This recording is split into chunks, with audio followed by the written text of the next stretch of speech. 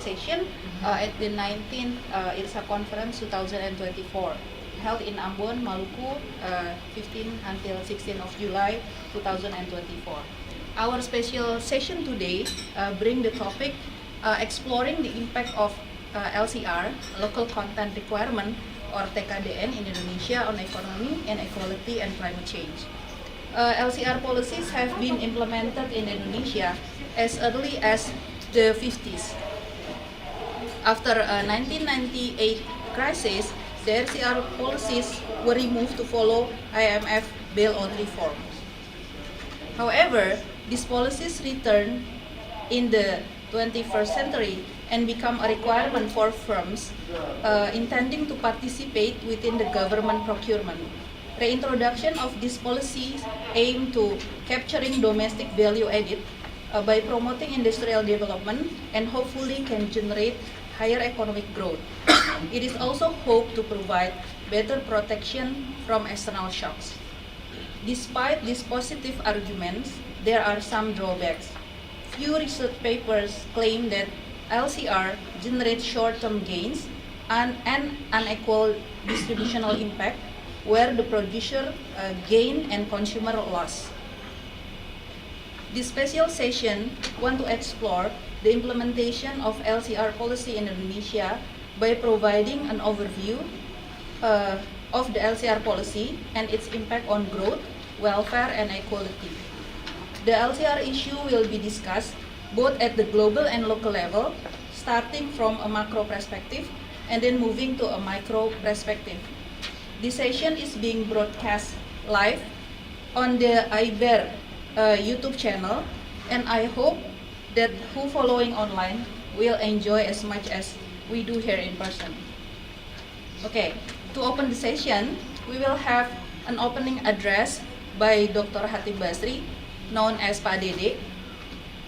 He served as the Finance Minister of Indonesia from 2013 until 2014 and currently holds the position of Director of IBER, among other prestigious roles. Today, Pak Dede will discuss several current issues related to LCR and policy options that the government can consider. Due to scheduling conflict, Pak Dede will join us online. Welcome, Pak Dede. Okay, so without further ado, I now hand over the screen to Pak Dede to give opening speech. Thank you very much, Alin, who chaired the session. Ladies and gentlemen, good afternoon, esteemed colleague, distinguished guests and participants. On behalf of IBER, it is my distinct honor to welcome you to today's seminar on a topic that holds significant relevance, not just for Indonesia, but for the entire global community. The topic of this session is the impact of local content requirements on our economy, social inequality, and climate change. I regret that I'm unable to attend this seminar in person.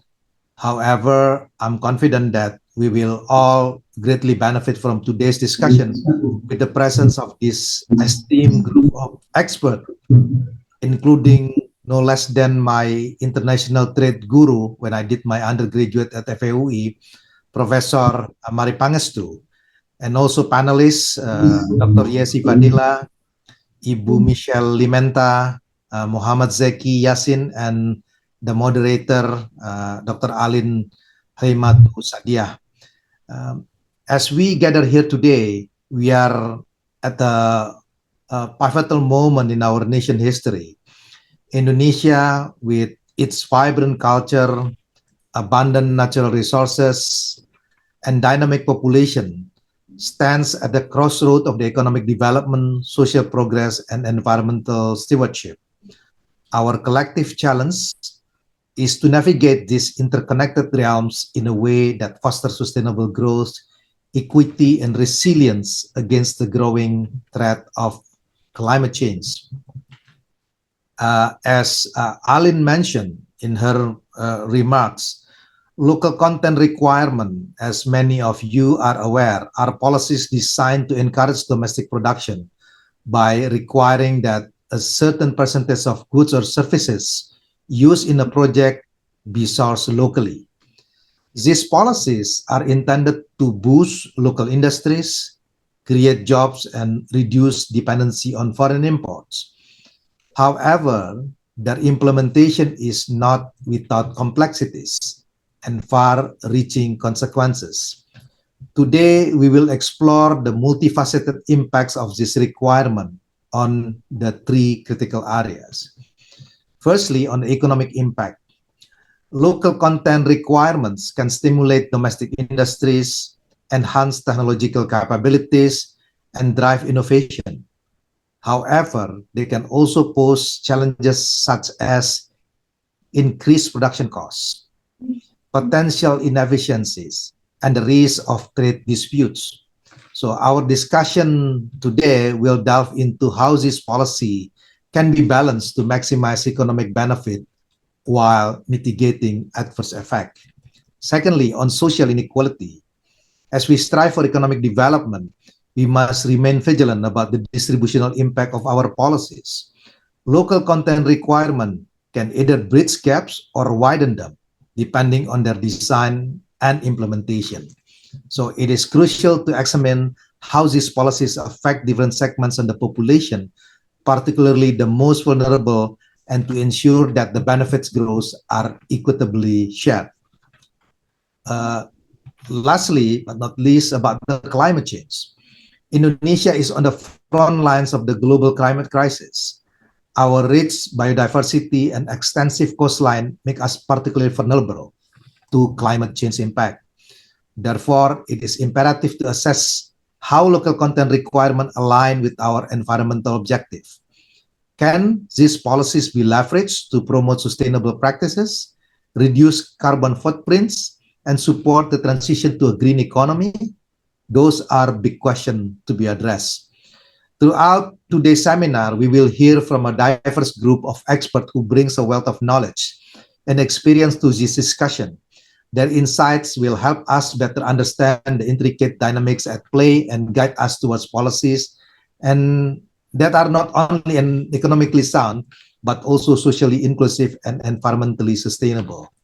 So, in conclusion, I urge all of you to engage actively, ask questions, and share your perspective. Our collective wisdom is our greatest asset in addressing these complex challenges.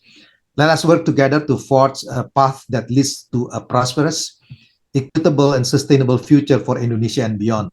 So thank you for your attention, and I look forward to a fruitful and enlightening seminar. Thank you and welcome again. Over to you, Alin. Thank you very much.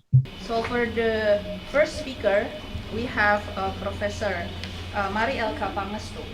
Prof. Mari is a professor of international economics at the Faculty of Economics and Business, Universitas Indonesia. She served as the Minister of Trade of Indonesia from 2004 until 2011, Minister of Tourism and Creative Economy of Indonesia from 2011 until 2014, and Managing Director of the World Bank from 2020 until 2023. Prof. Mari is also served on the Board of Supervisor of IBER, and today will present on the global experience of LCR policies, lessons for Indonesia. Due to conflicting schedule, we have recorded Prof. Mary's speech. Let's hear the pre-recorded video. Here. Good afternoon, everyone. I apologize I'm unable to be with you at this very important IRSA conference and seminar and the session on local content requirements and the experience of Indonesia, obviously. And I suppose we should talk a bit about how it pertains to the topic of the IRSA conference, which is about inequality in Eastern Indonesia. So I was asked to speak a little bit about the global experience with local content requirements and also reflect on the Indonesian experience.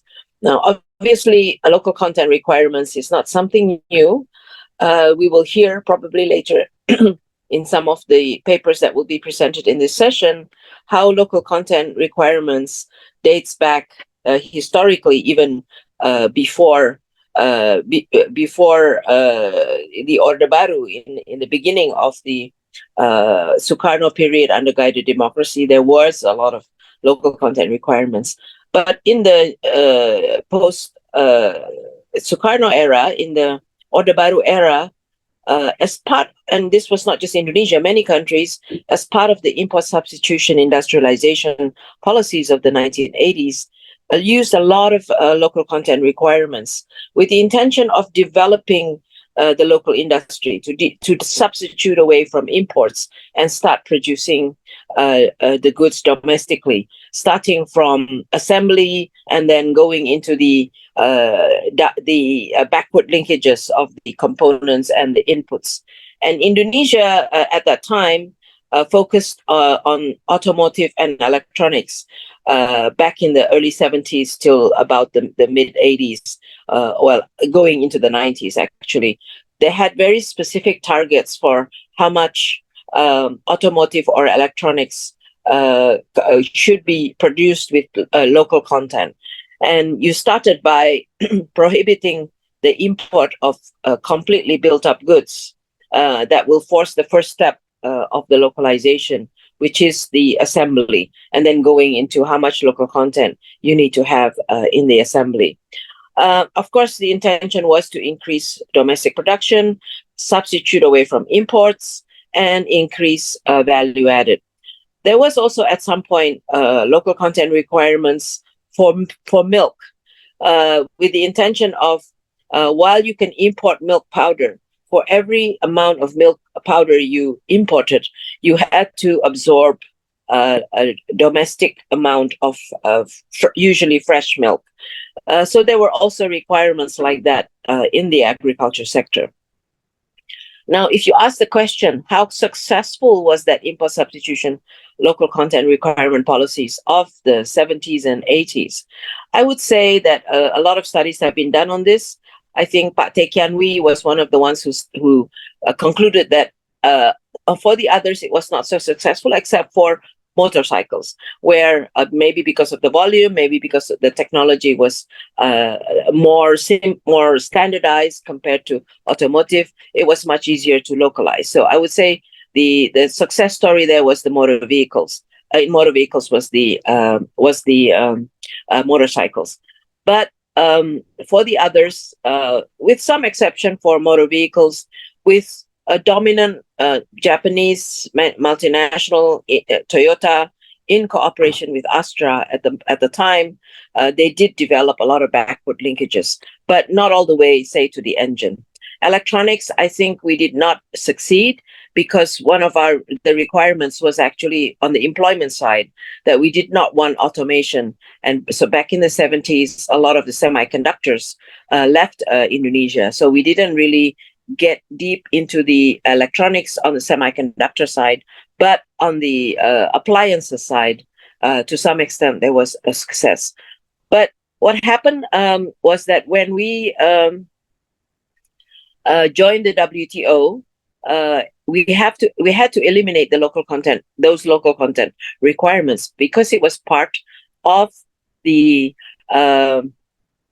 trade-related investment measures agreement of the WTO, which required us to eliminate all trade-related measures that were linked to investment, such as local content, such as what we call import balancing requirements, that you can only import milk powder if you absorbed domestic fresh milk production, for instance, or you could only export if you imported. If you could only import a certain amount as long as you export. So all those requirements had to be eliminated, and and therefore, post 1995, Indonesia, I would say, adhered very much to the WTO disciplines and did not have any much local content requirements in place. At the same time, we had the ASEAN regional agreements come in place, with rules of origin, which is I would say exemplary, because they were very liberal and open. 40% of value added ASEAN as the measurement of rule of origin for ASEAN content, and that actually did lead to a lot of regional production base to be developed, including in automotive, in a lot of consumer production, and so on. Because I do think the rules of origin related to regional agreements have been important also in terms of not just local content but regional content. So I think by and large, the WTO disciplines really discipline the use of local content requirements. And besides the WTO discipline itself, I would say that the global economic order at the time, including advanced countries, were not in favor or were discouraging the use of local content requirements by anybody, including for developing countries at the time. So the climate, you could say, for local content requirements between the creation of the WTO in 1995 until the global financial crisis was one where local content requirements were either disciplined, discouraged, or were, in a way, politically incorrect, if you like. Because there were also studies that have shown that they have not been very successful in being able to create the increased domestic value that had been the intention of these policies. But what changed? In 2008, after the global financial crisis, a lot of countries, including advanced countries, became more protectionist, became more inward-looking.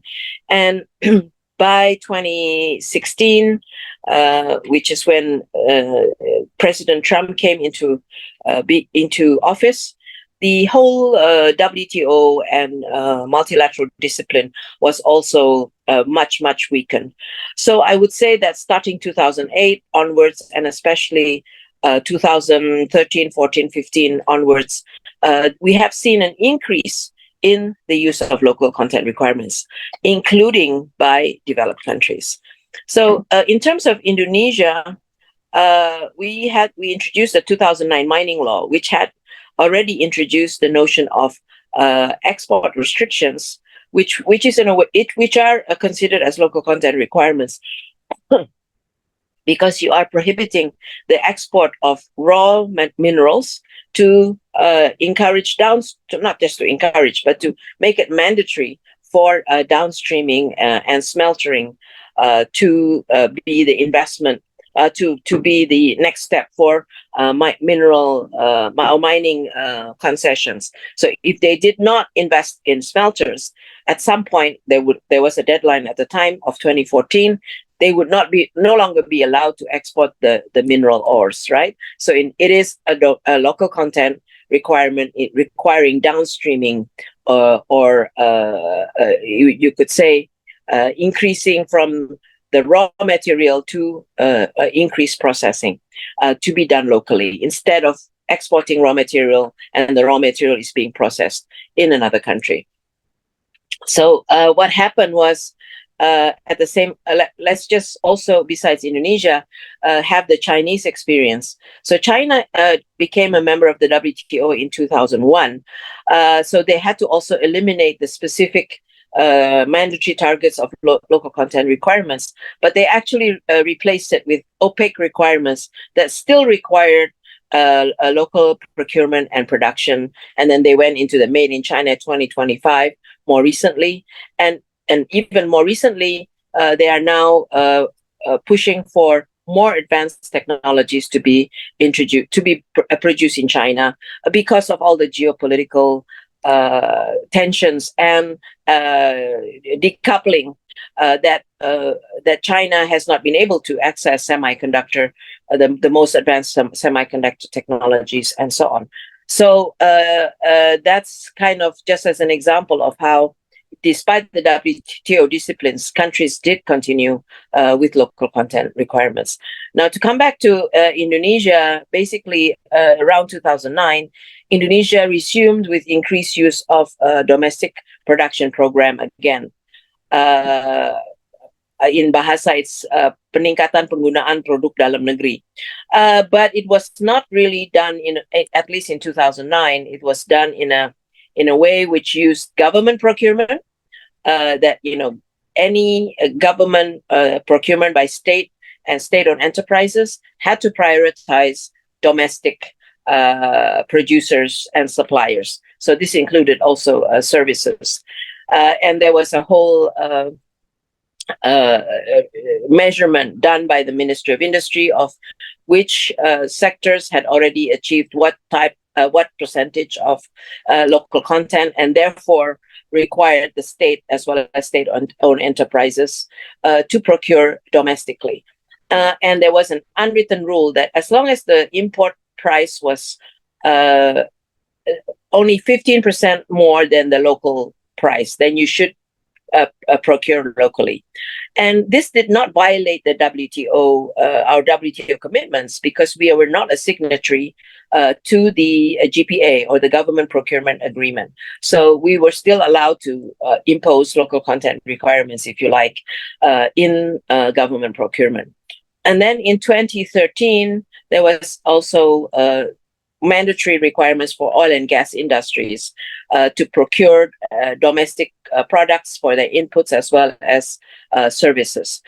And then the mining law was supposed to kick in 2014 with export restrictions for nickel and some of the other minerals starting in 2014.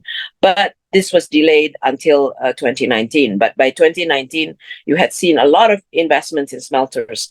And especially this was deemed successful for nickel because there was a lot of investments in minerals. But more on this on the pluses and minuses of local content requirement policies. And just to note that it is a violation of our WTO commitment, because under the WTO, export bans or restrictions are not allowed except for certain exceptions.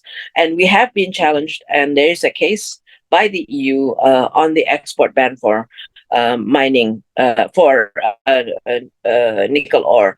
And I'm sure I know Michelle is going to talk a lot about these issues later in her paper and presentation. And then let's now talk about why do countries impose local content requirements, and have they been successful in meeting those objectives?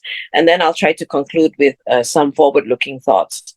So basically, it's nothing that is surprising. The objectives of local content requirements are related to reducing import dependence, import substitution, and also increasing value added. And sometimes it's to develop certain sectors. You see a lot of that now, that you want to encourage specific specific sectors to be able to create a sector that will have a lot of spillovers. You see a lot of this happening now with semiconductors, as the US is moving away from concentration of semiconductors as well as critical minerals and low carbon technologies. You see a diversification away from China or China-based hubs on these sectors. And what you see happening is that countries like India, like Malaysia, giving subsidies to encourage the development of local semiconductor development. Obviously, it's not just local companies, but foreign investors to come in, like TSMC, which is a Taiwanese semiconductor company, is getting subsidies to create plants in India, in Malaysia, as well as in advanced countries. So advanced countries are also doing this. And it is encouraging foreign investment, encouraging technology transfers, as well as joint venture partnerships that will not just be about local production, but increasing the value added, increasing the R&D, increasing the advanced, going up the ladder in terms of the advancement in the supply chain. So those are kind of the typical local content requirement objectives. So it mirrors protectionist trade policies more generally. And in terms of the what do you classify as local content requirements? It's not just the input side, but also on the upstream, downstreaming side, as well as export restrictions that we talked about earlier to encourage downstream processing. So a lot of local content requirements are therefore applied to primary products such as minerals and oil and gas. And in terms of instruments, there are, so the question is, do instruments matter? And the answer is yes. You can have mandatory measures like, okay, you have to have X% local content by this date. Or you are required as an oil and gas, somebody who has an oil and gas concession, to buy your pipes and your distribution pipes domestically and so on. Or incentives. You get tax concessions for domestic procurement, or you get subsidies to invest for local production, or you get subsidized loans for capacity investments. That's the between mandatory and incentives. So and then you can also have supply side policies and demand side policies. Demand side policies require extractive firms, for instance, to invest in downstreaming facilities or collaborate to improve skills locally.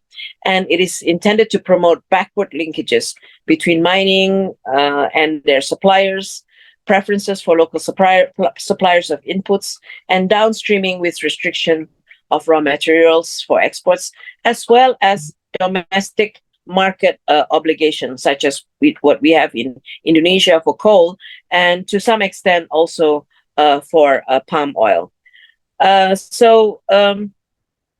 Those are kind of the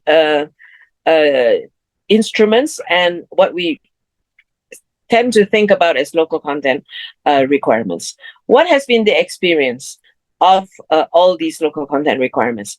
In general, the results have been not positive in the sense of that these local content requirements led to the development of local industries on its own. Yeah.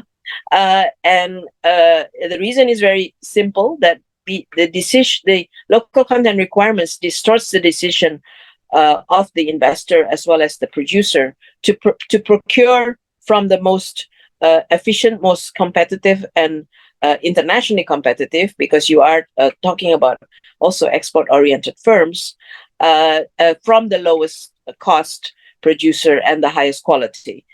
So you're distorting that decision and increasing the cost and therefore the price domestically, as well as affecting your competitiveness in exports. That's kind of the general view. And if you, it's like very much like the infant industry argument. You can do so in the interim, in say in a short period of time, with some timelines, with some sunset clause that provides, say, a 3-year or 5-year window for that particular domestic part of the value chain or of the domestic industry to become competitive. But as has been the case with infant industry, that didn't really happen. And the result has been higher cost, higher prices, and loss of competitiveness in many cases. So that's been kind of the general result. There hasn't been too much of a success story if you're just talking about the local content requirement on its own. So in general, mandatory, in terms of the instruments, incentives tend to work better than mandatory requirements, because incentives at least still have some market-based decisions in the calculation. The subsidies just reduce, or the incentives reduce the cost of making that decision, and allows for a 3 to 5 year window to be able to achieve that level of competitiveness. But still, you have to have these performance requirements, sunset clause, and target very specifically what you want to subsidize and who you want to subsidize. So the selection process is also an issue. So in general, the policies that have worked effectively have these principles, and as you can see, this requires institutions to be strong to be able to administer these policies well. And most importantly, local content requirements alone are not sufficient to be able to achieve the increase in local value added or substituting away from imports. You need complementary policies as part of a comprehensive approach to build the ecosystem, meaning the other aspects of the production, whether it's the infrastructure that's needed, or the development of the input and component industries that are needed, and the skills, the human capital that is needed to be able to have the workers, to be able to develop the ecosystem that is not just the end part of the import substitution of the value chain, but goes into the upstream, the downstream, as well as the also potentially in the upstream, in the development of the materials that are needed for you to be able to have increased value added domestically. And so the other thing, especially with extractive industries, is that whether the cost and benefit of these local content requirements also needs to take into account the environmental costs as well as the social impact. And this is where I think that the theme of this conference in relationship to what's happening in Eastern Indonesia becomes very relevant, because a lot of the extractive industries which are now being subject to these local content requirements for downstreaming is happening in the Eastern Indonesia, in Sulawesi as well as in Maluku. And while let me just close on a few forward-thinking thoughts. I think we understand kind of the political economy of local content requirements, and the fact that now there is the WTO multilateral discipline on this is much weakened, so that many countries, including advanced countries, are using them. And this includes obviously the US with the IRA, which is the Inflation Reduction Act, which is providing subsidies for American companies and any company that wants to invest in the US, as long as they procure domestically and they procure from allies or friends. And this is where the regional agreements and the rules of origin and the regional content become an issue. But they clearly want to decouple away from China. So within that requirement, there are requirements that it should not come from China. It should also not come from companies which are not based in China, but have dominant Chinese ownership. They call it foreign entities of concern or countries of concern. So it means that there has to be diversification away from China dominance, right?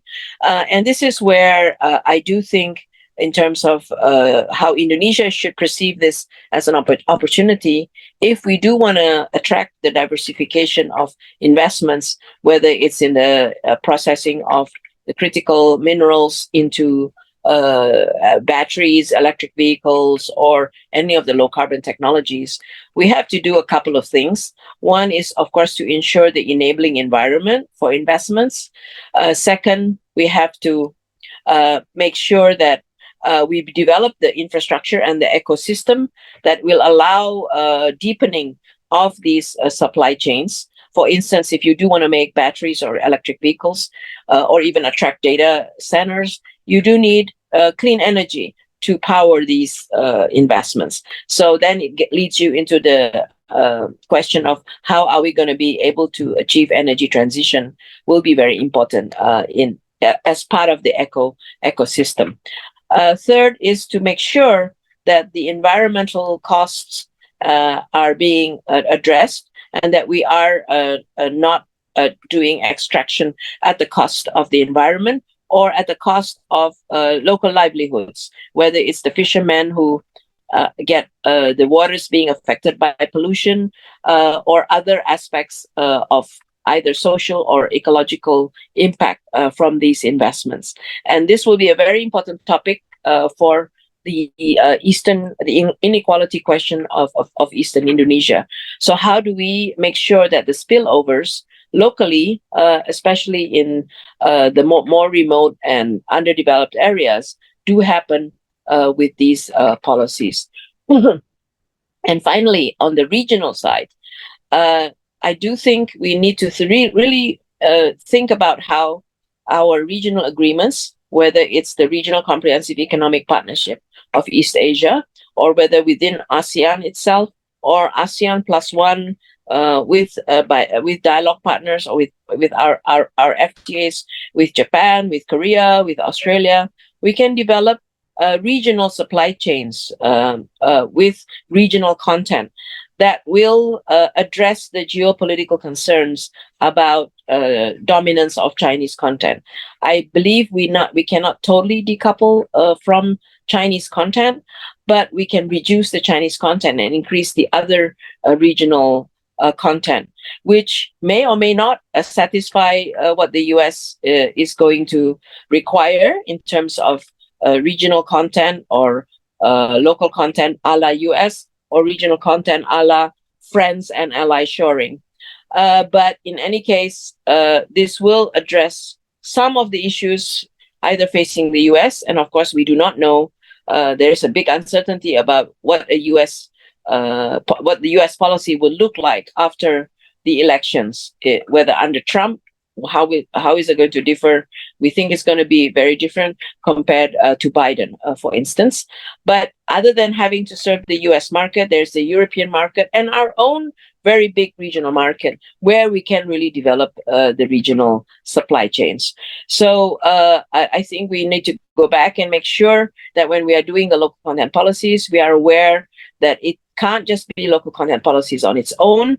You need the complementary policies. You need to have a comprehensive approach, and you need to adhere to the principles of good policy, which is, how do you target effectively? How do you make sure that you look at all the costs and benefits? How can you target and pick those who will get the benefit, whether it's an incentive or whether it's the ones that will be given the exceptions that are done in a very transparent way.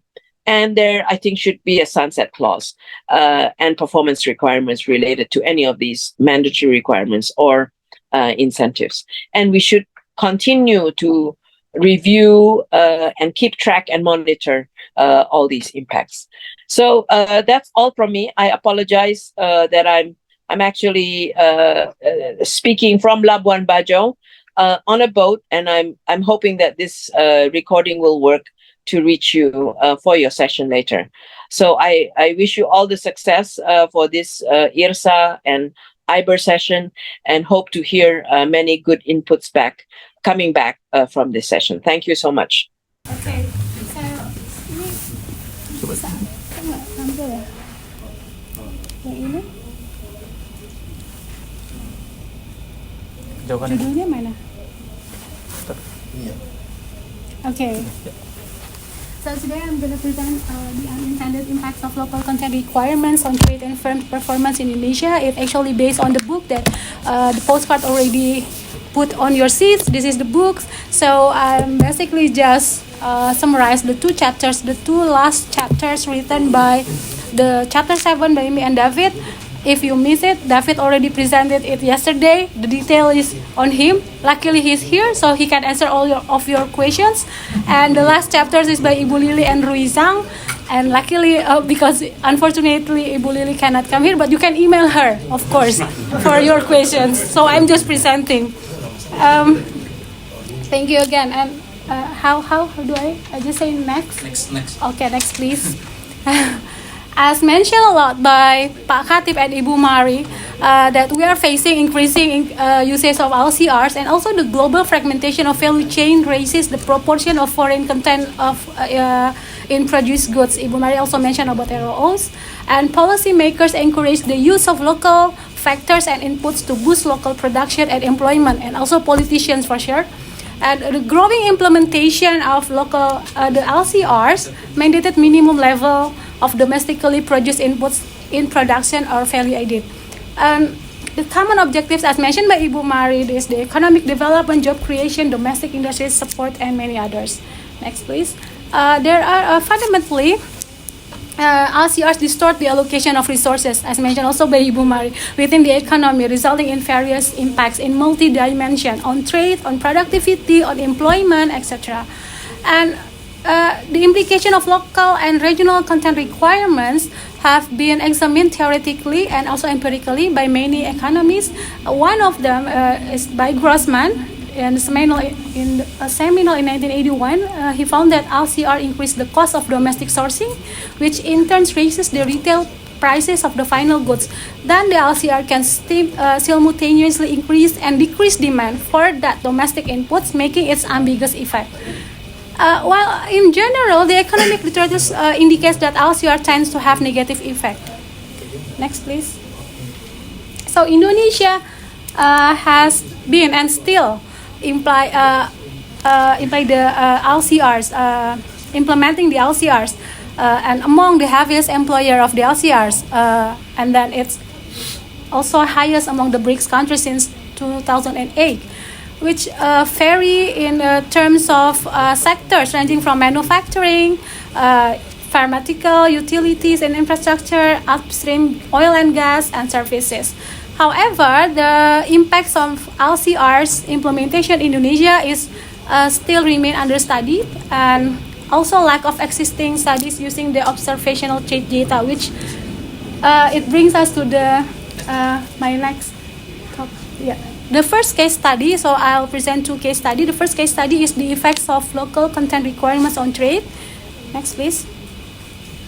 So in this study, we construct a comprehensive LCR dataset of Indonesia from 2004 to 2020.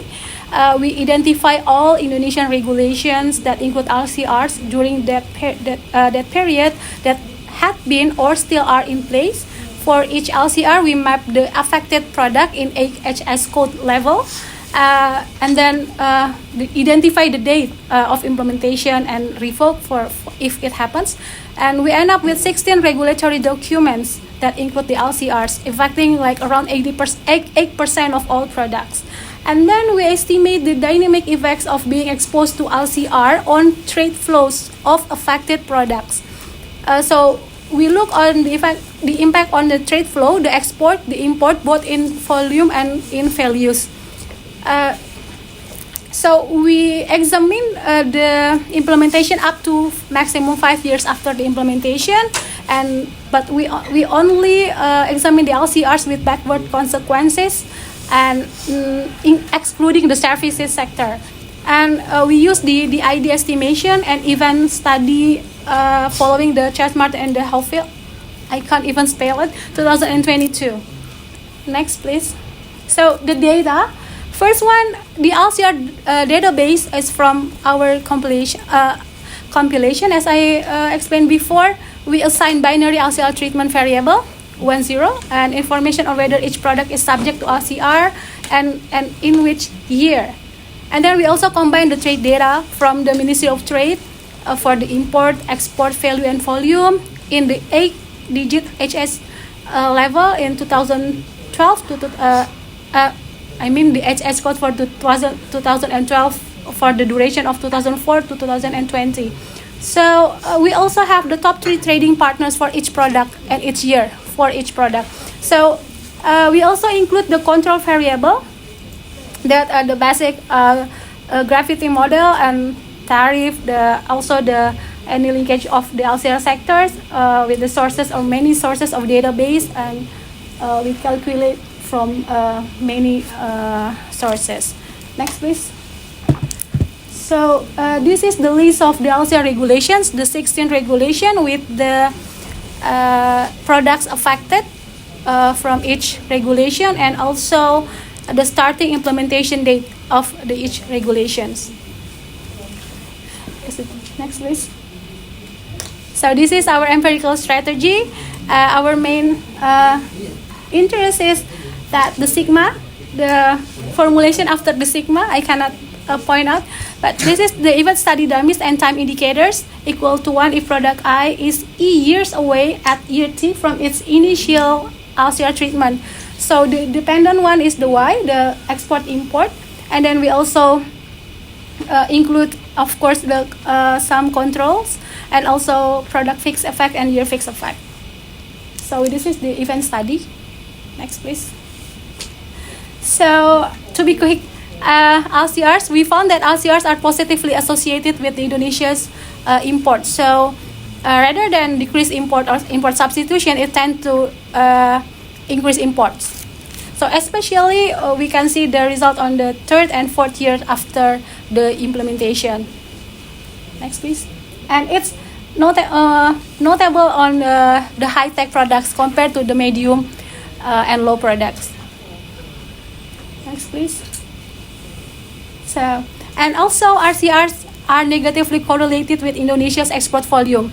Albeit we can see the red negative ones, albeit that weak, not all statistically significant, but we see the indication also it correlated with the decrease in export volume. Next, please.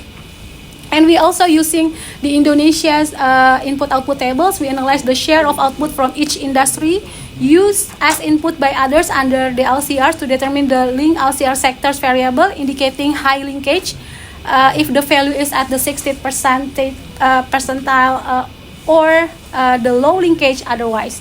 So we can see from the graph that both for the export and for the import, we can see that the round one is for the high link to LCR and the diamond one is the low link. We can see both for export and import the high link the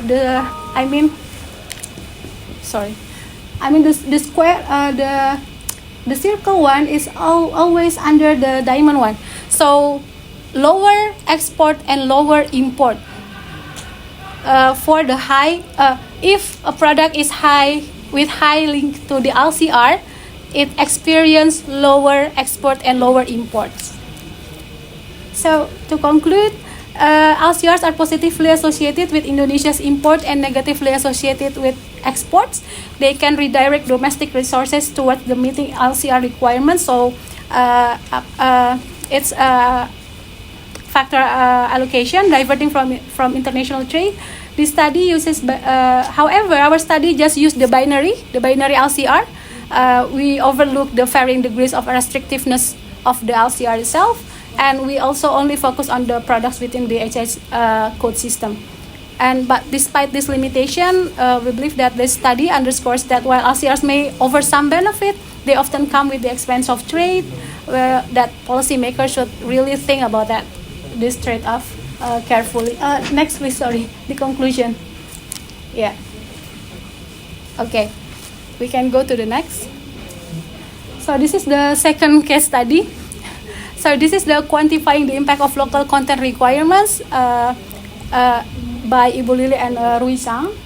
So in this study aims to quantify the impact of local content requirement on Indonesian manufacturing firms and sectors by introducing LCR compliance decisions into the model by Blom et al.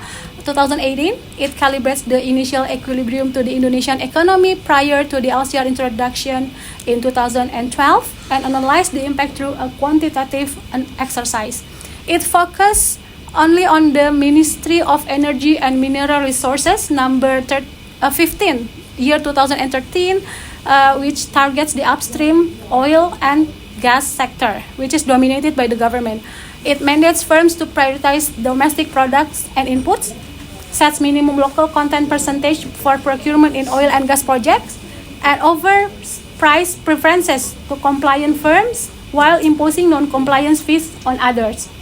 So the OG sector are quite economically significant in 2012.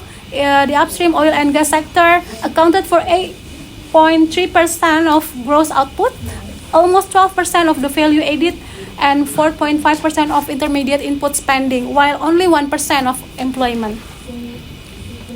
Next, please. So, firms face a 15% fee when selling to the oil and gas sector if they choose not to comply with local content requirements. And compliance entails restricted imports, leading to inefficient sourcing and higher production costs. The decision to comply depends on a firm's reliance on imported products. So, for instance, if a drilling pipe manufacturer using imported steel might choose not to comply due to the high cost if sourced domestically. Conversely, firms may comply if the oil and gas sector is a significant revenue source because they should sell to the OG sector. So, of course, some firms might misreport compliance to avoid fees and import restrictions and risking administrative sanctions if detected. Next, please. So, Appendix 1 of the regulation provides the target level of LCR applied to suppliers of different goods. The target levels, we can see, increase over time, revealing the motivation of Indonesian government to promote increasing usage of domestic goods and labor. For instance, the high-grade drilling pipe, it should contain 25% in short-term local content, but 55% in the long term. Next, please. So data and key variable of this study, the main data are from the annual survey of Indonesian manufacturers from Statistics Indonesia, which contains information on production output as well as the expenditure on domestic materials and on foreign materials. This study divides the firm's local content as the share of the firm's expenditure on domestic materials, over all expenditure, including the wage bill.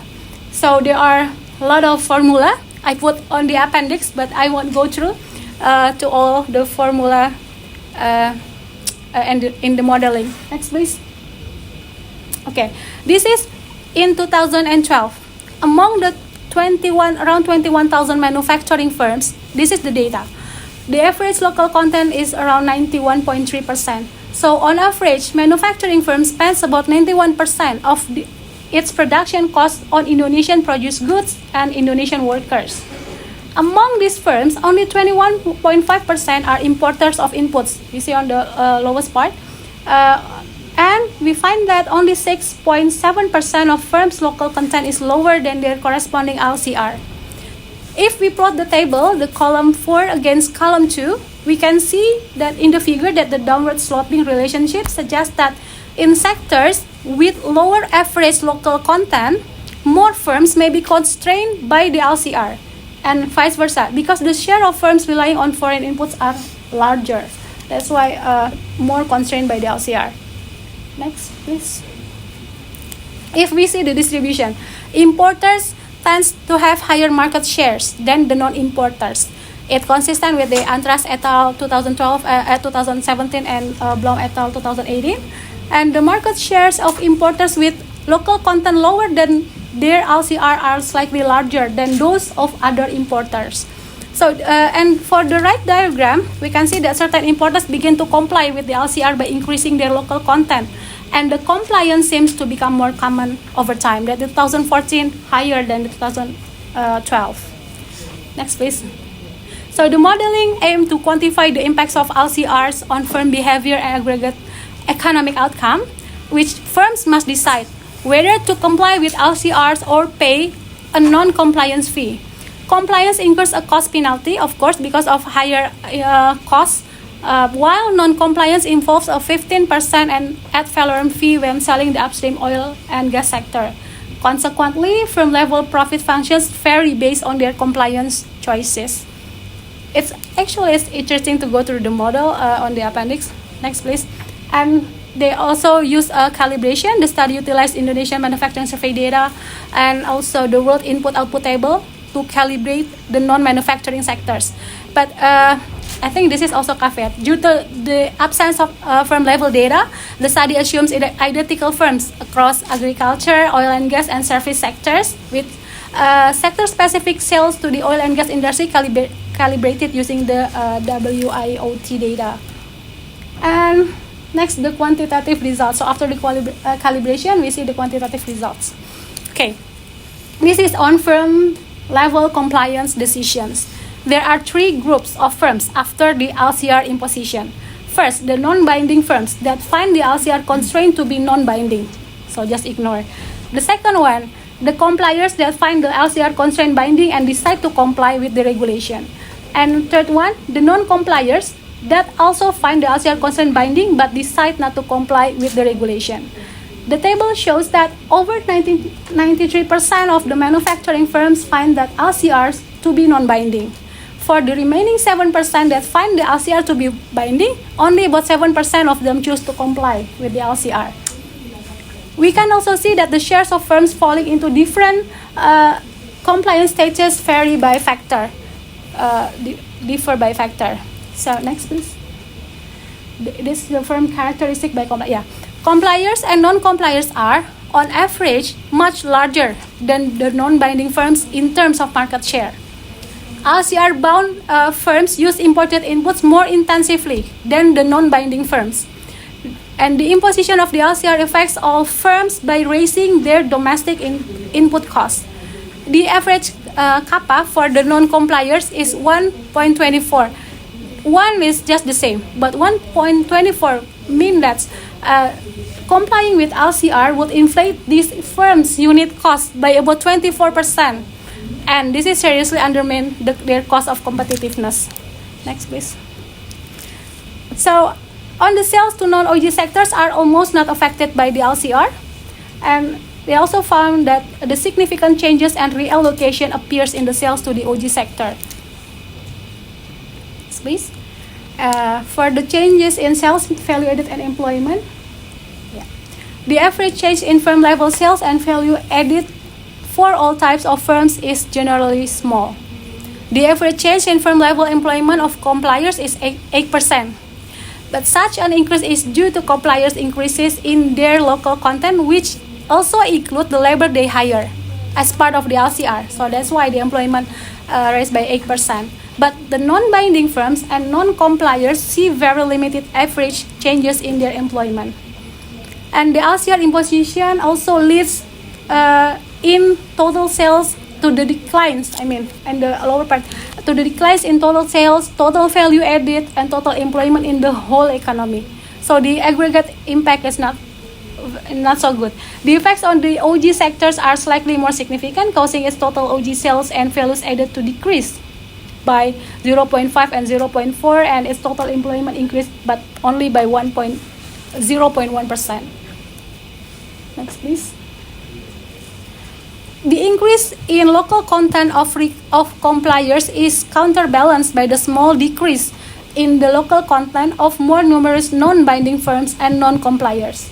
This is due to the general equilibrium effect of the LCR that raised domestic input prices. So, in the end,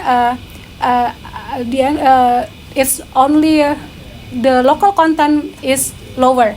So the overall local content in the economy and the local content in the OG sector remain almost unchanged, and even we can see slightly decrease.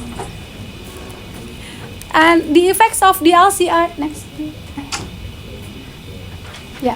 and the effects of the LCR imposition on aggregate prices, we can see that the price increases of goods sold to the OG sectors are much more larger than the price increases of goods sold to the non-OG sectors.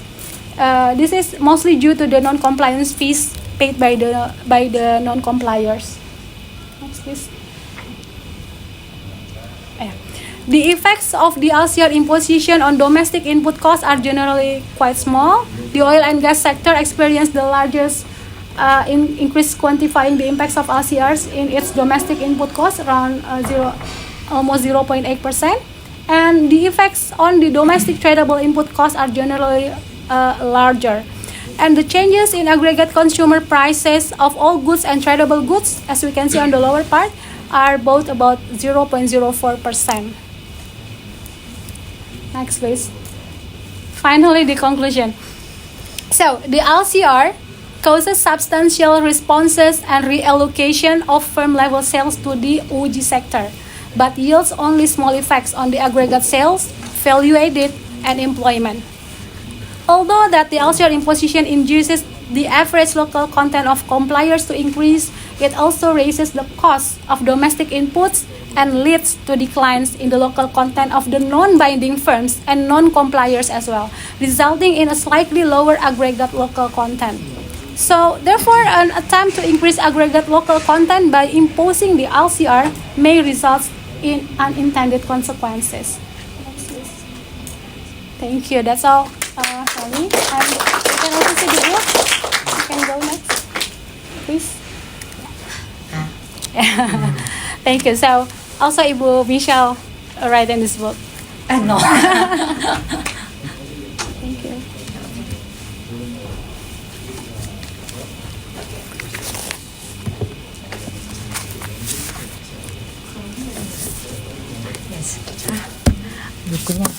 Okay. Bisa. Thank you, IBEC, for Yeah. the presentation.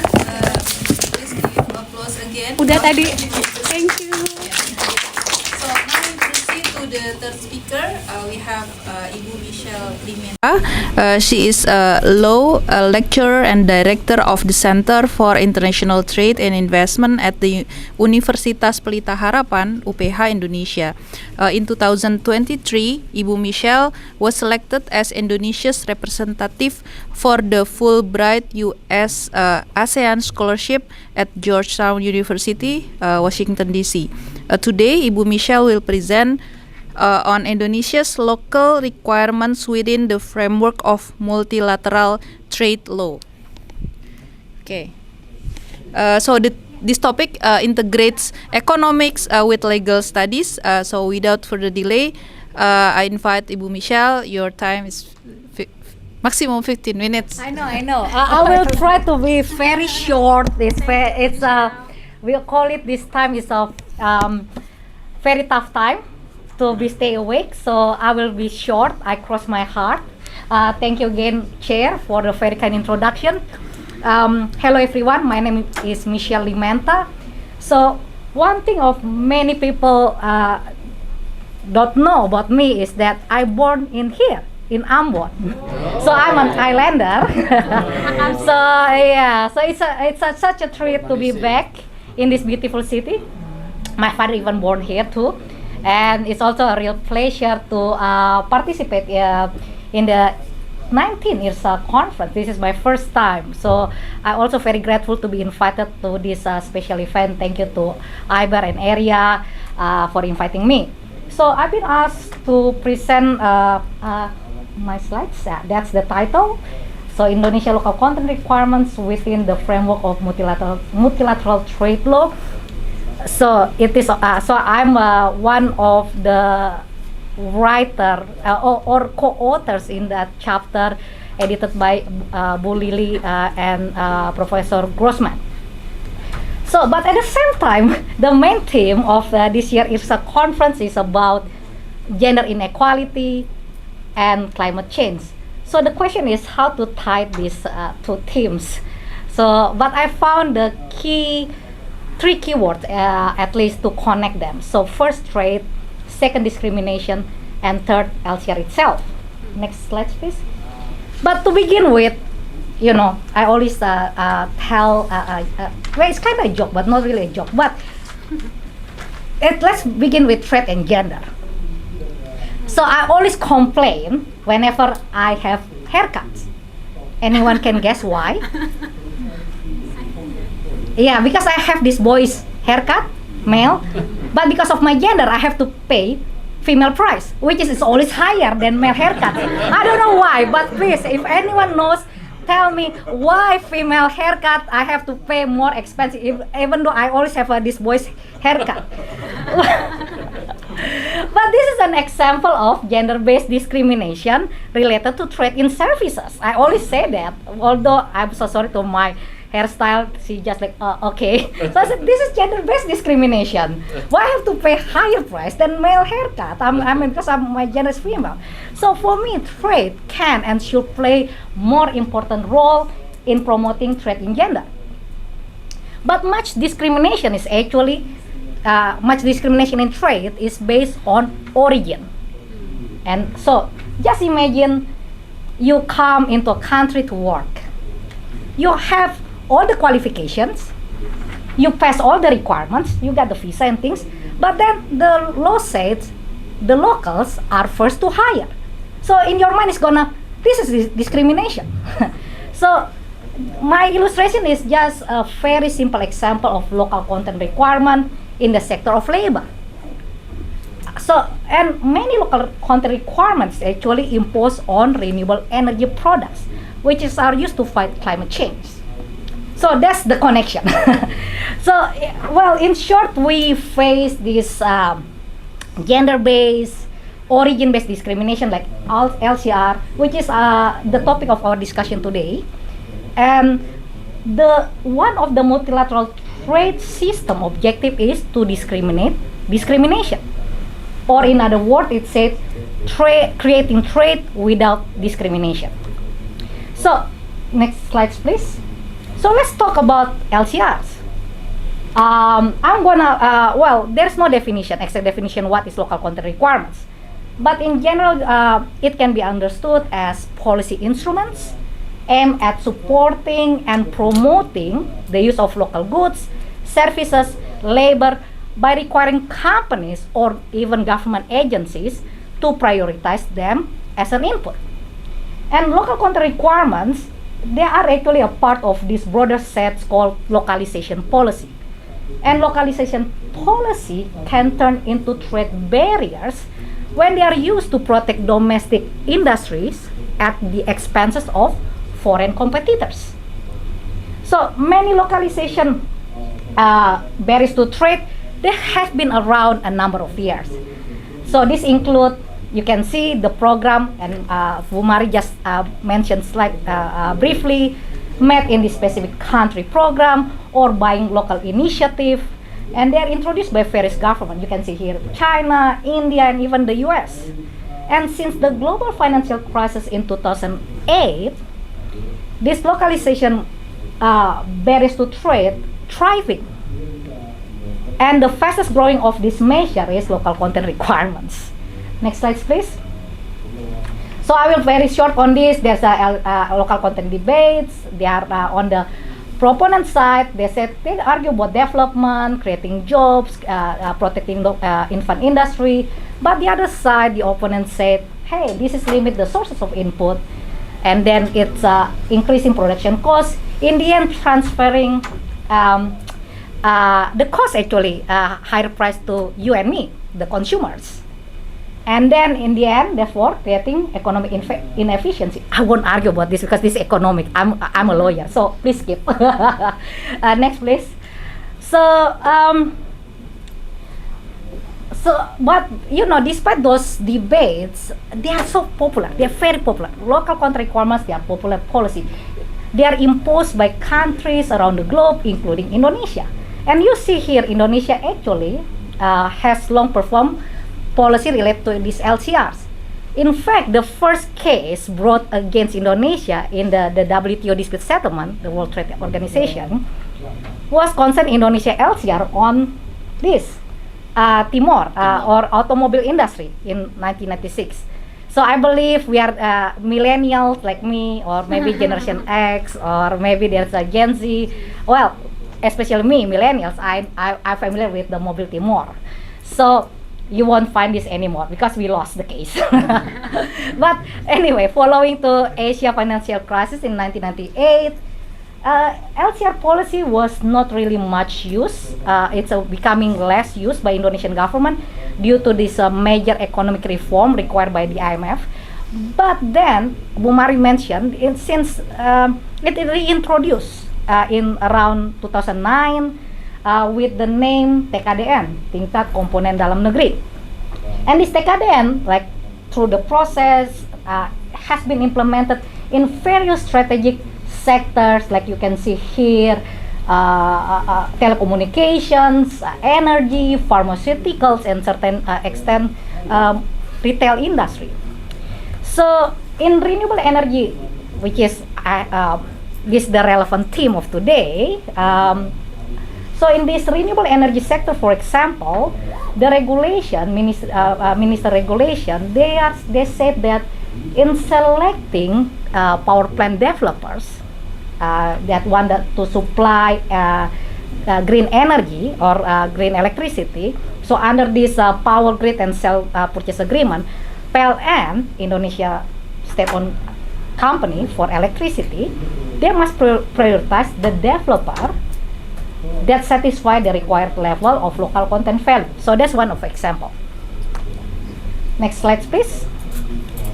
So this is, I will be very general about this. So under international trade law, under the WTO law, LCR generally prohibited.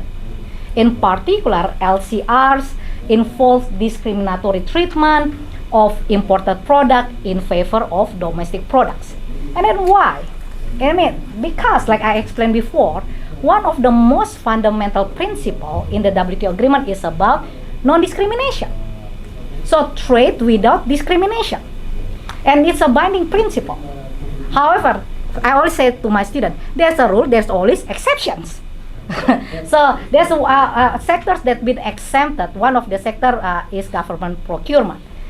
Again, but they have to meeting certain criteria. This is the criteria. I won't go into detail because of the time. Next slide, please. And well, considering local content requirement as a popular policy, but interestingly, the cases related to LCR in WTO dispute settlement are considerably low. There are now 11 claims brought into WTO dispute settlement. However, the interesting again, from that 11 cases, 1/3 related to renewable energy.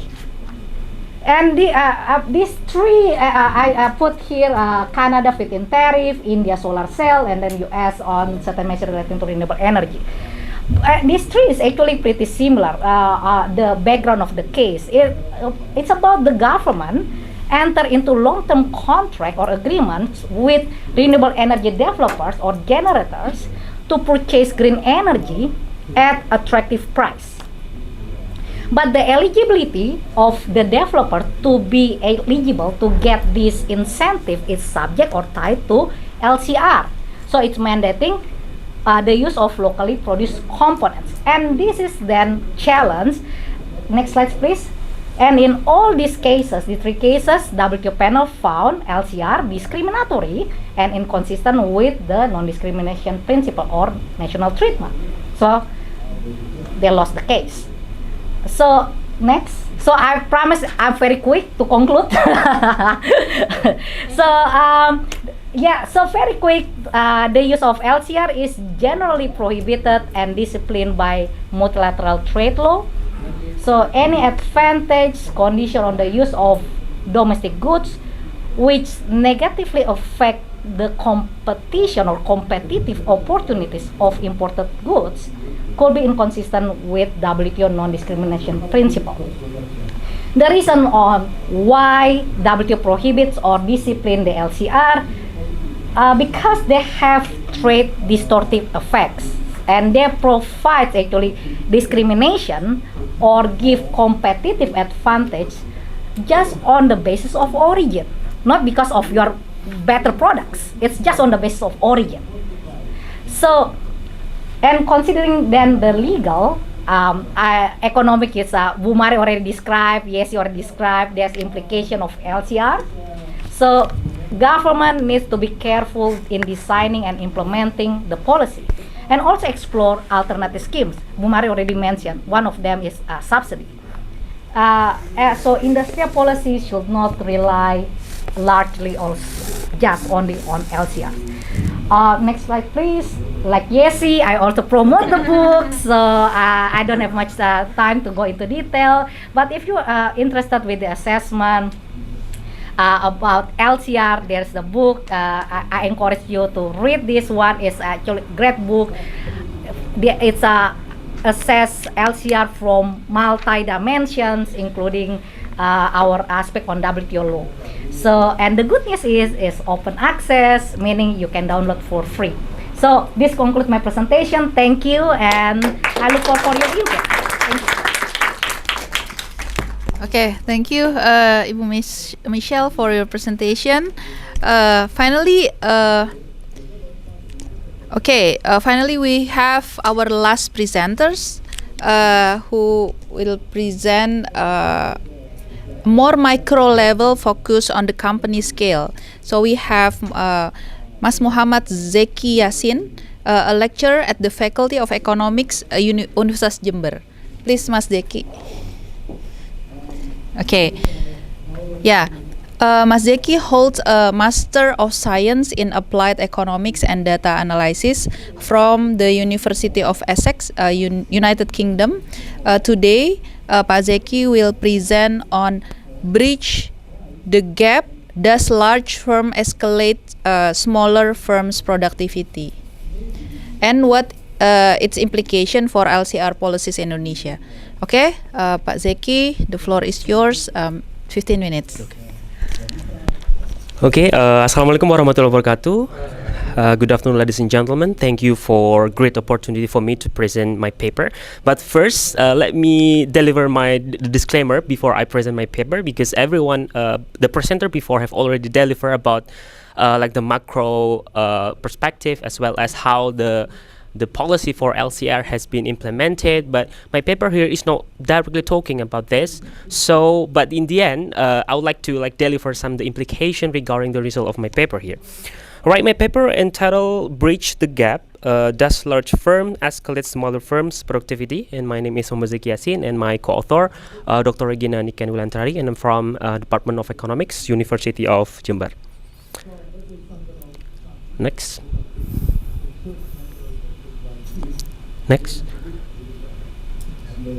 All right. Basically, the research, the question of my research comes from the theoretical base that as we know that when we talk about the firm size, or when we talk about the size of the firm, of course, it matters in affecting the productivity of the firm or in the economy. That's why, because they are affected by what we call the economies of scale, right? More productive, it means that they can get more productivity, something like that. So that's why because it comes from the lowering the cost of production or service promotion.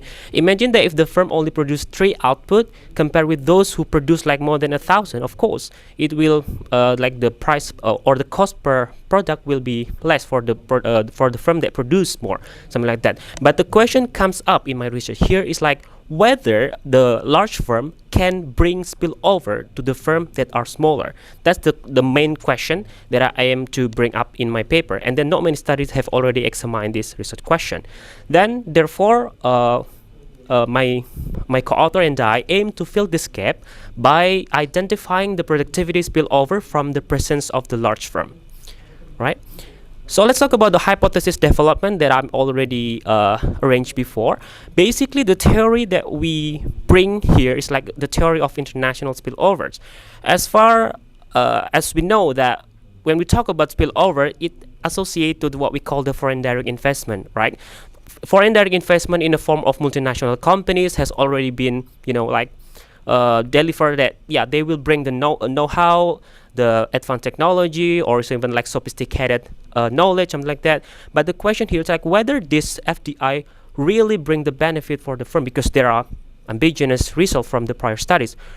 In the first side, maybe they can bring the knowledge for the local firm, but the other side, it can also make the rivalry effect that will make the local firm get demotivated, because the FDI or the multinational companies perform much more productive than the local firm. And SMNC or multinational companies remains affiliated to the parent company. Of course, they will bring like the technology or like the novel knowledge, something like that. And then it's more likely to close to the world technology frontier, because MNCs are affiliated to the parents company. Next. And then the theory based on the FDI spillover, that is the theory that I will take into account to get adjusted into the firms, into the large firm. That therefore we try to impose the assumption under which large companies are trailblazer that will bridge the smaller company to the international market. Because as far as we know, when we talk about the large company, imagine that we have the large company, regardless whether it is local or like multinational. Large company is always associated to these 5 points. I mean, it can be more, but it's like at least there are 5 points that is associated to this large company. The first one, the large company will benefit from managerial expertise to obtain the optimum production, because large company, of course, will offer the premium wages. So that's why there will be like skilled workers that get attracted to work in the large company. And the second one is easier access to the credit. Of course, the bank will get will grant the credit for more for the large company. And the third one is more exposure to the international challenge. Sure, because they have a lot of resources, financial resources. That's why they it will be easier for them to get the access to the international channels. And the fourth one is about the R&D activities, because they have a lot of capital, they have a lot of like funding. Of course, they will get more chance to conduct the R&D. And then the fifth one is like attract highly skilled workers. Sure, if someone asks you whether you're going to work in the large company or the small company, of course, everyone will answer to work in a large company, right? So that's why when we talk about the large company, it's like they are mimicking the multinational companies, regardless whether the company is like large, regardless whether the company is like local or foreign. Okay, next. Okay, so that's why this is like the research question that I propose, whether we aim to identify whether large firms stimulate smaller firms' productivity. Next. And when we talk about why matters when we talk about Indonesia, so based on the World Bank book in 2021, the World Bank written by Tiani et al. In 2021, I'm sorry, this graph is not really clear. So the blue one here, the sky blue, is actually the data from the high income level, and this one is like the data from the low level income. So that's why if you look at here, actually the large company in the developing countries and in the developed countries are having the gap. Why it happened? It happened because when we talk about the large company in the high income countries, of course, the less competitive or the less productive firm will get exit because of the competition, right, in the developed countries.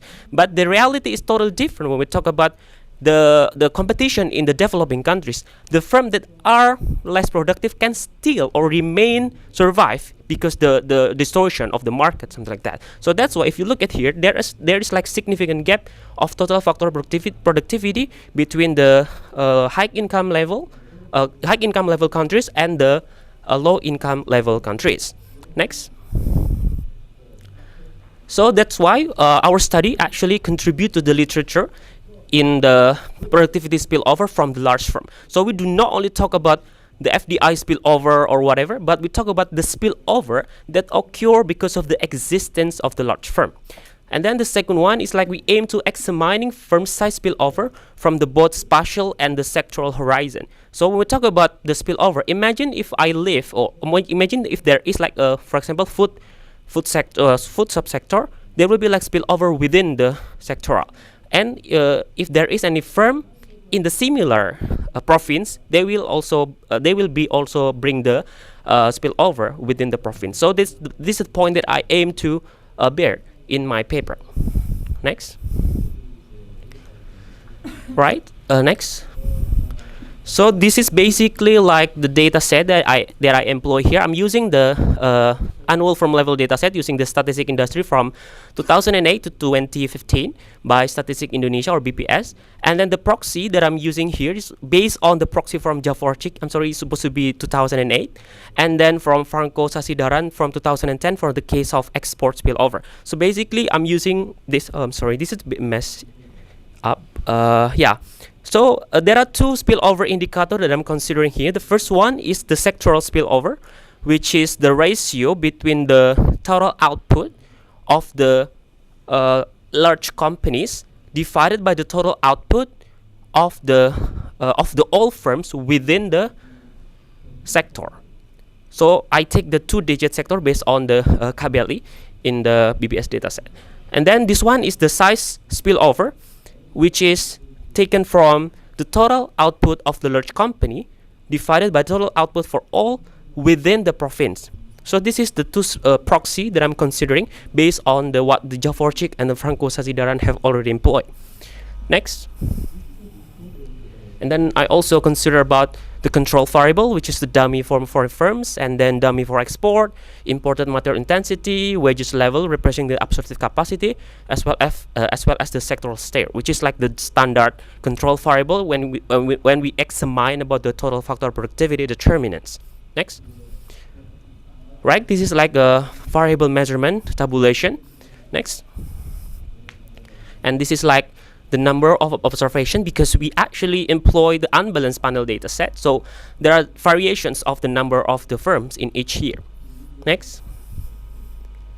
Right, so how we estimate the total factor productivity, we decided to use the Levinson-Petrin 2003, but that used the intermediate input as the proxy of productivity shock instead of only peaks, because actually it's pretty much easier to get the data set to get the shock from the intermediate input instead of investment as the only peaks 1996. So this is like the equation to estimate the total factor productivity. Next. And this is how the model, yeah, it looks really messed up to be honest. But yeah, this is like the equation from the TFP as the dependent variable, and then the size spillover, which is this one is like the within sectoral, and then the Z there is like the control variable, and this one is like the fixed, the firm fixed effect. Next. And this one is the model for size spillover from the province or within province. And then we estimate using the fixed effect estimator with Driscoll-Crane 1998 standard error, because we consider about the cross-sectional dependency, or if we assume that if there is dependency across the firm, or it usually happen when we use the spillover model, right? So that's why I'm considering using the Driscoll-Crane standard error that deal with the cross-sectional dependency. Next. Next. Right, so this is only like the scatter across the subsector, which is look really messed up. Okay, next. Okay, next. All right, so this is like the first model before, like the basic model before I make into the advancement. So if you look at here, I divided every estimation into two kind of regression. The first one is like when I do not use the Driscoll-Crane standard error, or without assuming that there is in cross-sectional dependency. And this one is like the result by considering the Driscoll-Crane standard error by assuming that there is cross-sectional dependency. So it looks only significant for the column 3, and the column 4 here, it actually aims to avoid the overestimation because of the spillover. So here, the number of observation is 43,000. Here is like 20,000 because I resample. I only take the medium size of the firm. So, but keeping here the variable of size spillover, keep here, but in affecting the productivity only from the medium firm, which is the smaller one than the large firm. Next. And then this is like the result from the within sectoral spillover, which is actually negative. And then if you look at here, if you assume the cross-sectional dependency, the effect is pretty robust. Next. And this is how the interaction firm occur. If you look at here, ladies and gentlemen, that when we make the interaction between size spillover within province and the dummy for the foreign firm, it get the positive spillovers. And then when we talk about here, the interaction is not really significant for the within sectoral spillover. From this result, briefly, we can conclude that there is actually positive spillover if only the firms is foreign owned. Something like that. So large firm with foreign ownership, that will bring the positive spillover to the smaller firm. Right? Next. Yeah, this is only like the more description about the margin to the the productivity along with the level of spillover within the sector, which is within the sector. So it's like it creates positive. Next. Yeah, this one is the this one is within industry, and the before one is like within province. Next. Next. Right, so based on what we have already delivered, we can conclude that there is only positive spillover if only the firm are foreign owned as well as within province. So the spillover only occur in the spatial base, but if only the firm is foreign owned. So this is something very interesting because it will bring into the several policy implications that I'm gonna deliver very soon. Next, and then when we talk about the negative spillover, it means that there is a rivalry effect within sectoral. So like the food industry company will compete with the similar company, something like that. Next. And then as prior presenter have already delivered, I also deliver some policy implication regarding the TKDN. So basically, after we find out that this is very important to consider about FDI, we have to make this kind of strategy, notably regarding the policy to boost FDI in region with medium or smaller companies through tax incentive and then investment friendly policy and partnership facilitation and as well as collaboration. However, keep in mind that it is very important to consider about the conditionality to the foreign firm involvement into the local supply chain through the local requirement, right, known as the TKDN, something like that. Therefore, the strategy will not only enable smaller firms to gain knowledge sharing with foreign companies, but also enhance their productivity. Next. The policy of an improvement as well for local suppliers is also important because the government also need to give like the training or something like that to make the local supplier meet the standard of the global market, right? So that's why the government should not only like encourage the FDI or like the local supplier to get involved in the global market, but they also need to make the improvement for the quality of local supplier in order to make them meet the criteria for them. And then the negative spillover within subsector impose policymakers to diversify and reduce over reliance on large company, such as through supporting the development of new industries and then entrepreneurship to innovate and compete independently within subsector. Next. All right, I think that's all for me. Thank you. Wassalamualaikum warahmatullahi wabarakatuh. Okay, thank you, Mas Zeki, for your presentation. That is very concise. Okay, so we have about 15 to 20 minutes for Q&A. So I would like to invite maybe three for this first round. Please mention your name and institution and to whom your question addressed to. First question, second, just two, three. Okay, we have three. Yeah. Oh, Pak Ajo, senior ya, senior first. Thanks, Rianti. Thank you very much, Ibu Alin, Acho, Australian National University. First question to Michelle.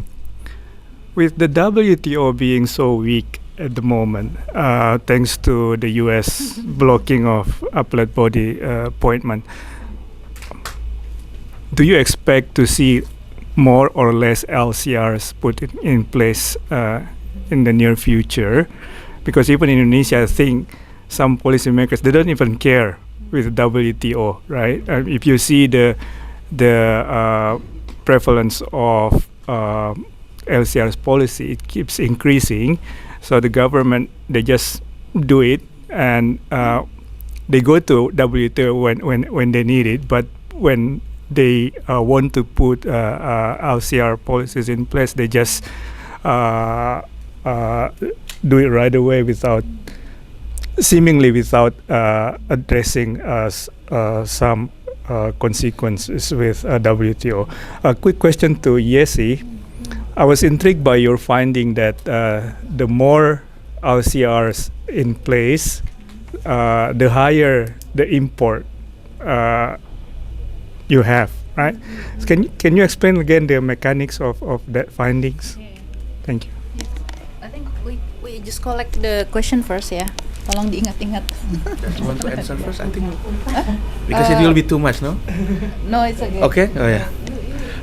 Because I prepare for every speaker actually, but let me just narrow down. Thank you. Congratulations, Bayesi, for wrapping up a very good presentation by presenting two difficult papers. My question is, I'm intrigued about the bindingness of LCR in the second paper, because I'm not too aware of how you can construct the bindingness, because for what I remember, the most binding LCR I know that is that only in the mobile phone and automotive. If you can explain more how you construct the bindingness in every sector, because it will be very nice also empirically if we can adopt that strategy too. And also for Bu Michelle, you say that the case in WTO for LCR is not quite much, is very low. for Indonesia as well, isn't it because our LCR is getting less discriminatory compared to the Timor case? Because for the Timor case, it is really biased against foreigners. But for Timor, it is more flexible. That's what I remember from reading the case as well. Is that the case? Because from what I remember as well, in TRIMS, as long as it doesn't discriminate only foreign players, it's kind of okay. Is that how you see it? And the third one, I think from Zeki in Jember. So the spillover is it basically concentration in the province and ratio, because I find that if it is just the share, the spillover, then it's very very similar to the way we construct a concentration ratio. Then if it is concentration ratio, it is very highly related to the performance, back and forth, because concentration in industry can result basically is composed of a highly productive firms in that sector, so it can basically go back and forth, and it can mess up the equation. So I'll be glad if you can explain more. Thanks. Muridnya Pak Aco.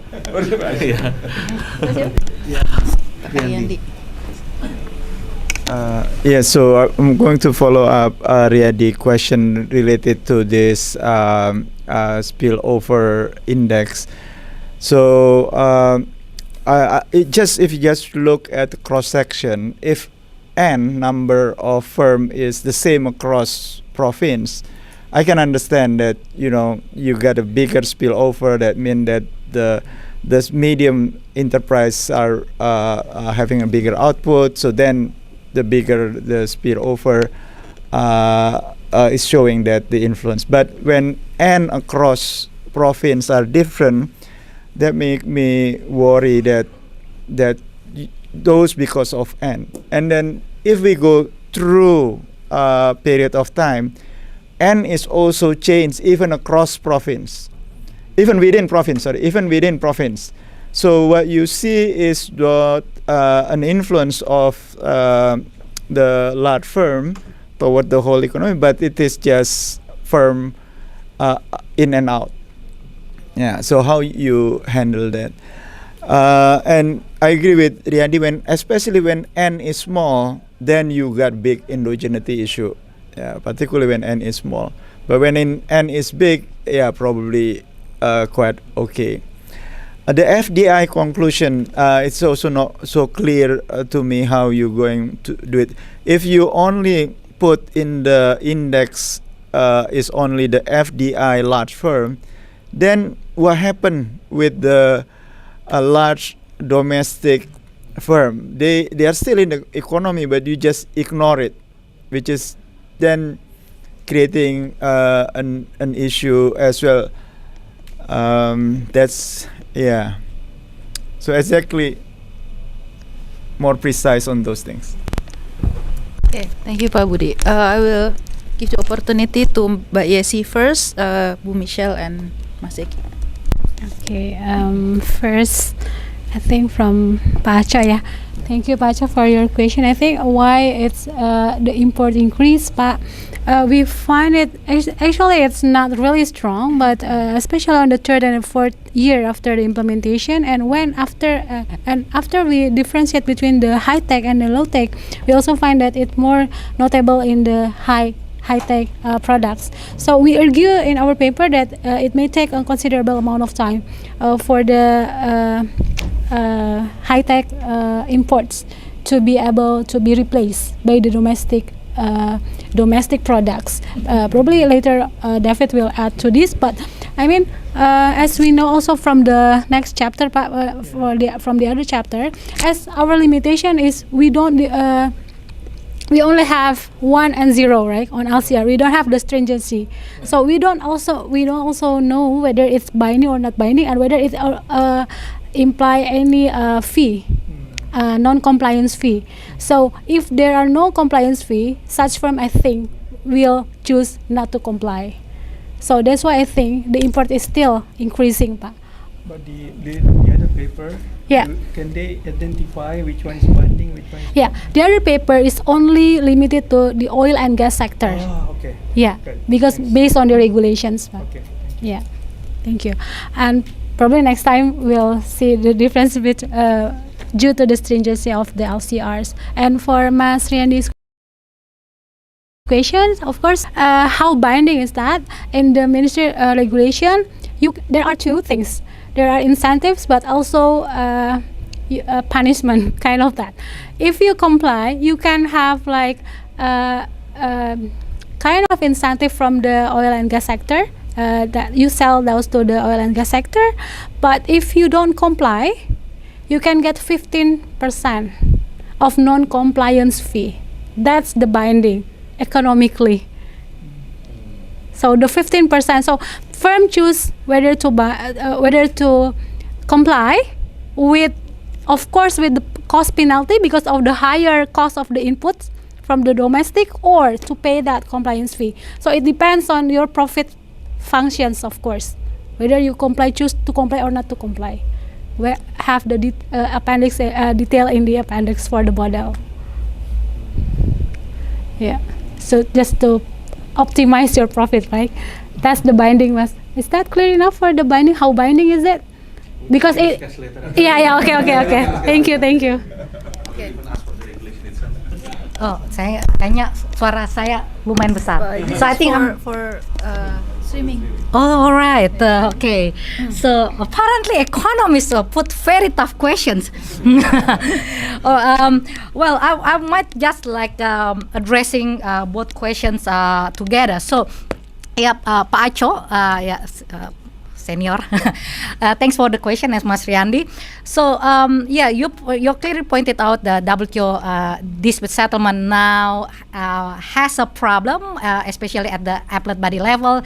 They are currently not functional because of literally there's no appellate body members. But the WTO panel it's still working, and there you will see the claim lodged into WTO dispute settlement is still like there's still request for consultation and also request for the establishment of the panel. So the first level is still functioning. The problem is, of course, the appellate body, the appellate level. But regardless of that, as I pointed out before, the cases related to LCR is considered. I mean, it's pretty low, and pretty much because everyone have LCRs. So pretty much every country they have their local content policy. So it seems like they're just like, okay, I don't like bother you, you don't bother me. Or everyone thinks that WTO can do nothing. No, I don't think so. I think they still need the report. They still need like the basis said that okay, your policy is inconsistent with the WTO regulations. So they need that. But at the same time,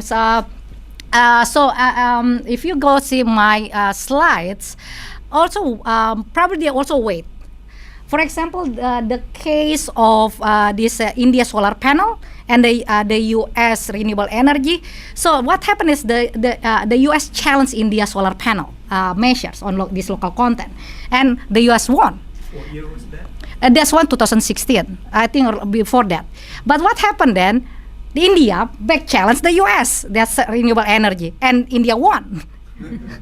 And that's 2019. So they just like try to play to have the same level playing field. So what happened with these two cases? They're just 2023. They settle through mutually agreeable solution. And if you check the WTO website, I think it's just different one day. So it's like settle first for the US and then in the India solar panel. So both settle case, mutual agreeable solution. So, you challenge me, you won, I will challenge you, and I won. So it's tit for tat. And this is that we have to be think about. It's not like they won't challenge. They will wait. I mean, which one is gonna be okay? It can be what is called it a weapon, bullets. So, and that's addressing to Mas Riandi questions. Yeah, maybe it's less discriminatory because like bring dispute costly. But at the same time, because we have what is called this meeting, the TRIMS meetings. And TRIMS meeting is it's one of what we call it well, it's a forum where you can address your concern, specific threat concern. This is enabled to communicate, and one of the objective, and also for me it's the advantage, they can negotiate, and many actually less discriminatory or change of policy because of that negotiations. I give an example, the Indonesia LCR on modern retail, for example. It's been raised concern so many times by Japan in the TRIMS meetings. And if you go through the years, the policy change is becoming less and less threat restrictive. And in the end, they remove this 80% of local content in modern retail, for example, like that. So that's also one of the function of the meeting. So not everything have to end up in dispute settlements. We have this what is called specific threat concern forum in the WTO technical committee. TRIMS one of the example as SPS, TBT, even threat and development. Okay, I hope that's answered the questions. Thank you. Yeah. Okay, thank you. The last one, Mas Zeki. Let's respond to the question. All right, thank you for all the questions. To be honest, it's pretty difficult question for him, but let me try to answer it to the best of my knowledge, which is very limited. Okay, first regarding the possible reverse causality between the spillover, the spillover indicator that I'm using, and also the TFP, right? So basically, the point that I'm addressing here, actually, the TFP indicator, the TFP proxy that I'm using here is taken from the value added. Meanwhile, when we talk about spillover here, we take it from the total production. Why why we infer that there is no possible causality? Because when we talk about like the total of the output only for the large company divided by the total output within the subsector, for example, it means that the more whether this like more total output will motivate like the total factor productivity in the economy, which is taken from the value added. So basically TFP is actually different with like total of production, because TFP consider about the how much the input that proportionally generate the output, right? So that's why we infer that there is no reverse causality in this research.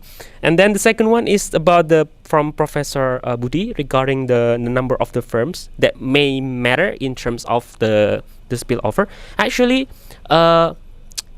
we also realized that it may matter, but we back then to the indicator or proxy that we were using here is actually total output, right? Regardless how many firms that are in the market, but as long as the output are pretty large, of course, it will affect the market anyhow, right? So that's how we consider why we do not consider like weighting how many firms in the sector or in the province, something like that. And then what happened? Why we only resample the medium firm in our research? Because actually we back to the research question that we try to examine whether the large firm itself will affect to the medium firm's productivity, something like that. So that's why we resample this and excluding the large sample, because that's why we only include the size spillover indicator keep in the medium firm observation. So that's how it works. And then yeah, is there any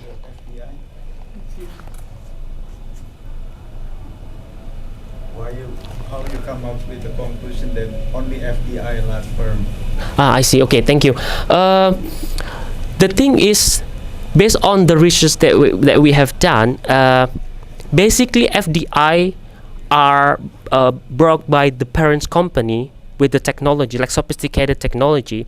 It may indicate that only large company is not sufficient to stimulate the local company with smaller size. So that's how it works. This is like the indications that actually only large company itself from the domestic is not sufficient, but it's supposed to be incorporated with the foreign firm that's supposed to be also large, that will benefit the smaller firms in the economy, something like that. Yeah.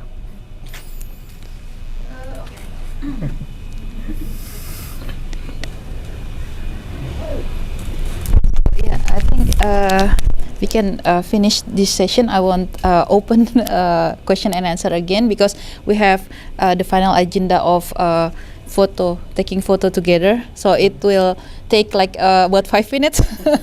So we are at the end of our session. Thank you to all participants and panelists who attend this IBER area special session. A recording of this session will be available at the Indonesia Bureau of Economic Research on or IBER YouTube channel. See you at the next IBER agenda. Okay, please give a big applause for all of us.